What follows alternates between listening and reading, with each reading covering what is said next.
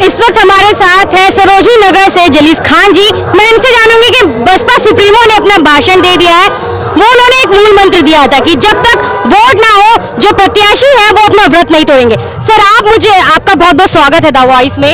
आप मुझे बताइए, बसपा सुप्रीमो ने अपना भाषण दे दिया, क्या लगता है बात? सभी साथियों को जय भीम। माननीय बहन जी ने स्पष्ट कर दिया है कि इस समय आप मीडिया की किसी भी बातों को न मानें और बहुजन समाज पार्टी बहुत ताकत के साथ उत्तर प्रदेश में चुनाव लड़ रही है। 2007 से ज्यादा चौंकाने वाले रिजल्ट आपको इस बार हासिल होंगे। लेकिन सर मेन स्ट्रीम मीडिया तो बसपा को फाइट में ही नहीं दिखा रहा, कहीं ना कहीं अब उनकी मजबूरी हो गई है, क्योंकि जिस तरह से सोशल मीडिया पर बसपा सुप्रीमो के लिए, बहुजन समाज पार्टी के लिए ट्रेंड चल रहा है, तो वो कहीं ना कहीं दिखा रही है। आपको लगता है कि मेन स्ट्रीम मीडिया का बहुजन समाज पार्टी को ना दिखाना जो कोर वोटर है, जो उम्मीदवार, जो वोटर है, उन नुकसान पहुंचाएगा पार्टी को? देखिए, मैं आपको बता दूं, किसी भी पार्टी के जो नेता हैं, जो बयानबाजी कर रहे हैं या मीडिया के लोग, वो जादूगर तो है नहीं। अगर बहुजन समाज पार्टी एक वोट से भी चुनाव जीतती है, क्या आपको पता होगा कि एग्जिट पोल को मालूम होगा ये बातें?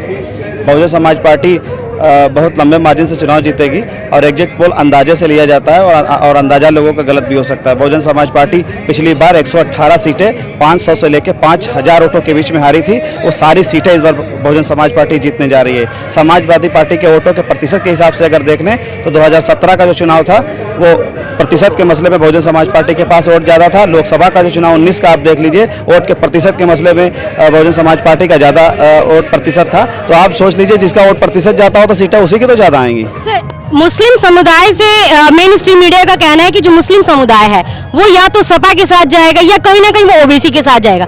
बसपा सुप्रीमो मायावती के साथ किस तरह से मुस्लिम जो कैंडिडेट है, जो मुस्लिम वोटर है, वो जुड़ेगा? देखिए, ये तो भविष्यवाणी कर पाना आसान नहीं कि मुस्लिम मतदाता किसके साथ जाएगा, ब्राह्मण मतदाता किसके साथ जाएगा। माननीय बहन जी ने हमेशा 4 बार की सरकारों में सर्व समाज के लिए काम किया है और सभी समाज के लोग माननीय बहन जी के साथ हैं।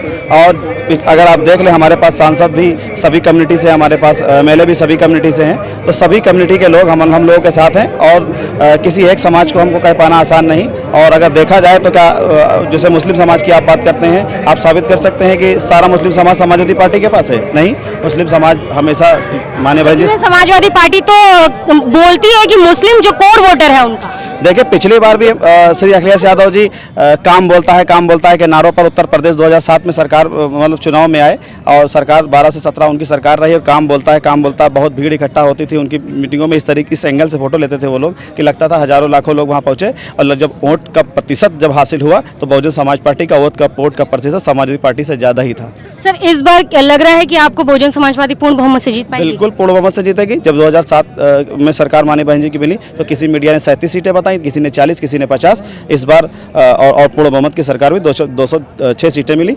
17 में भी हमको 118 सीटें 500 से 5000 के बीच में हारे। वो सभी सीटें जीतेंगी इस बार। लेकिन सर, जिस तरह से योगी सरकार अभी मंदिर मस्जिद और अभी उन्होंने मुजफ्फरनगर दंगों की बात की, आपको नहीं लगता कि ये जो वो याद दिला रहे हैं, ये कहीं ना कहीं वोटरों को अपनी साइड खींच रहे हैं? देखिए, ये भारतीय जनता पार्टी की अपनी चुनावी एसेसरीज हो सकती है कि मंदिर मस्जिद की बातें करें और 80-20 की बातें करें या बुरखे की बातें करें। ये भारतीय जनता पार्टी की चुनावी एसेसरीज हैं। ये बहुजन समाज पार्टी की चुनावी एसेसरीज नहीं है। बहुजन समाज पार्टी जो बुनियादी चीज़ें हैं उन चीज़ों पर ही काम करती है। मानो एक समान विकास के मुद्दे पे चुनाव लड़ती है। आवाम के जो अभी माने बहन जी ने जिनके सरों पे छत नहीं थी, 1 लाख आवास मुफ्त में माननीय काशीराम योजना के तहत दिलाए। जो बुनियादी तौर पर अगर कोई काम कर सकता तो माननीय बहन जी कर सकती हैं। इन्हीं मुद्दों पर सरकार में, आवाम में हम लोग जा रहे हैं और अपनी बातों को सबसे करें जन समर्थन हासिल। सर, विकास की मैं बात करूं, योगी सरकार दिल्ली में पोस्टर लगाती है कि 4.5 लाख युवाओं को रोजगार दिए हैं, स्वास्थ्य व्यवस्था इतनी बेहतर की है, खासतौर पे कोरोना काल में।